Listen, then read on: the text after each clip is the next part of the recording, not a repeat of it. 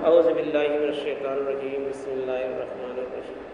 سورہ نساء کی آیت نمبر 35 بہت اہم آیت ہے۔ میاں بیوی کے درمیان جو اگر جھگڑا ہو جائے تو کس طرح سے جو ہے اس کا حل نکالا جائے قرآن اور حدیث کی روشنی میں۔ وَإِنْ خِفْتُمْ شِقَاقَ بَيْنِهِمَا، اگر تم کو میاں بیوی کے درمیان افتراق کا اندیشہ ہو، اگر کوئی تدبیر نتیجہ خیز نہ ہو اور ان دونوں کے مابین ضدم ضدہ کی کیفیت پیدا ہو چکی ہو کہ عورت بھی اکڑ گئی اور مرد بھی اکڑا ہوا ہو، اب ان کے ساتھ چلنا مشکل نظر آتا ہو، تو اصلاح احوال کے لیے ایک دوسری تدبیر اختیار کرنے کی ہدایت فرمائی گئی ہے۔ فَابْعَثُوا حَكْمًا مِّنْ أَهْلِهِ وَحَكْمًا مِّنْ أَهْلِهَا، تو ایک حکم مرد کے خاندان سے مقرر ہو اور ایک حکم عورت کے خاندان سے، یعنی جو ہے ایک آدمی عورت کی طرف سے ہو، ایک آدمی مرد کی طرف سے۔ أَن يُرِيدَ إِصْلَاحًا يُوَفِّقَ اللَّهُ بَيْنَهُمَا، اگر وہ دونوں اصلاح چاہیں گے تو اللہ تعالیٰ ان کے درمیان موافقت پیدا کر دے گا۔ أَن يُرِيدَ إِصْلَاحًا میں مراد جوزین بھی ہو سکتے ہیں اور حکمین بھی، یعنی ایک تو یہ کہ واقعتاً شوہر اور بیوی موافقت چاہتے ہیں تو اللہ کے درمیان سازگاری پیدا فرما دے۔ بعض اوقات ایسا ہوتا ہے کہ شوہر اور بیوی دونوں کی خواہش ہوتی کہ معاملہ درست ہو جائے، لیکن کوئی نفسیاتی گرہ گانٹھ ایسی بن جاتی ہے جسے کھولنا ان کے بس میں نہیں ہوتا۔ اب اگر دونوں خاندانوں میں سے ایک ثالث آ جائے، یعنی صلح کرنے والا، اور دونوں مل بیٹھ کر خیر خواہی کے جذبے سے اصلاح احوال کی کوشش کریں گے تو اس کے گروہ کو کھول سکیں گے۔ یہ دونوں اسباب اختلاف کی تحقیق کریں گے، میاں بیوی دونوں کے گلے شکوے اور وضاحتیں سنیں گے اور دونوں کو سمجھا بجھا کر تصفیہ کی کوئی صورت نکالیں گے۔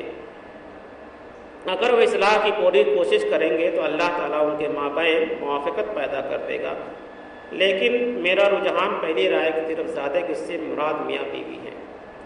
مطلب یہ کہ جب آپس میں میاں بیوی معاملہ نہ چلے تو خاندان کی طرف سے لڑکی والے کی طرف، لڑکے کی طرف سے، اور ایسے لوگ ہونے چاہیے جو نیک ہو، حق بات کہنے والا ہو، ایک طرفہ بات نہ کہنے والے ہوں کہ کوئی لڑکی کی طرف جو جائے کوئی لڑکے کی طرف جائے، فیصلہ کہاں سے ہو پائے گا؟ یعنی اللہ اور رسول کے ماننے والا ہوں اور حق بات کہنے والا ہوں۔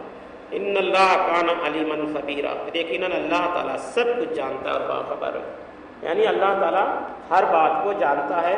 اگر کوئی صلح کرانا چاہتا ہے تو صلح کرائے، مگر اس بات کی یاد رکھنا چاہیے وَعَمِلُوا الصَّالِحَاتِ وَتَوَاصَوْا بِالْحَقِّ وَتَوَاصَوْا بِالصَّبْرِ، حق بات کہے، نہیں کہ اپنے خاندان کا آدمی ہے تو لڑکی کی طرف پچھ لے اور مرد والا ہے تو مرد، دونوں صلح کریں، دونوں کی تحقیق کریں کس کی غلطی ہے، ان کو سمجھائیں بجھائیں۔ اگر وہ راضی نہ ہو تو ان کے درمیان پھر طلاق کا معاملہ طلاق کرا دیں، جو بھی مطلب صورت نکلے، مگر کوشش کرنا چاہیے کہ وہ جو ہے آپس میں جو ہے صلح سمجھوتا ہو جائے۔ اور لاسٹ میں اللہ تعالیٰ یہ کہتے ہیں یقیناً اللہ تعالیٰ سب کچھ جانتا ہے اور باخبر، یعنی میاں بیوی اور دونوں لوگوں کے بارے میں اللہ تعالیٰ کہتا ہے کہ میں سب کچھ جانتا ہوں کہ اس کی نیت کیا ہے، یعنی اگر وہ سچے دل سے کام کریں گے تو اس کے اندر صلح ہو جائے گی۔ اس میں جو ہے 3 حدیثیں ہیں جو صحیح ستہ سے ہیں، اس کے تعلق سے سن لیجیے کہ عورت کا حق اس کے میاں پر کیا ہے۔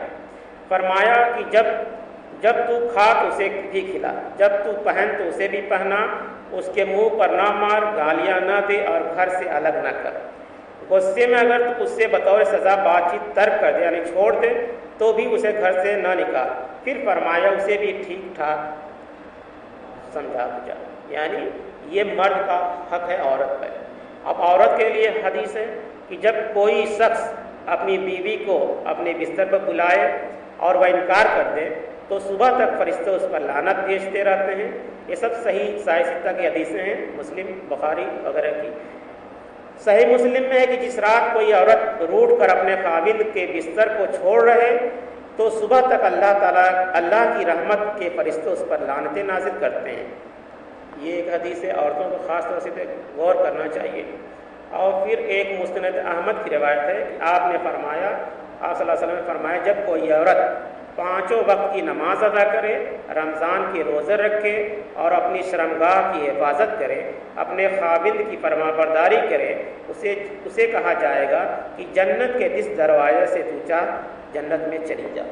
یعنی اتنی بڑی اللہ نے نعمت دی ہے، مگر دونوں کو حکم ہے، مرد کو بھی حکم ہے اور عورت کو بھی حکم ہے۔ ایک طرفہ اللہ کا نہیں ہے کہ خالی عورت کو ہی حکم ہے، مرد کو حکم ہے کہ وہ اپنی بیوی کو جو ہے اچھے سے پالے پوسے، اس کی عزت آبرو کا خیال رکھے، اور وہیں بھی عورت کو بھی اللہ تعالیٰ نے حکم فرمایا۔ تو اس بات پہ غور فکر کرنا چاہیے۔ اللہ تعالیٰ سے دعا ہے کہ ہم لوگوں کو اس آیت پر عمل کرنے کی توفیق عطا فرمائے۔ آمین ثم آمین۔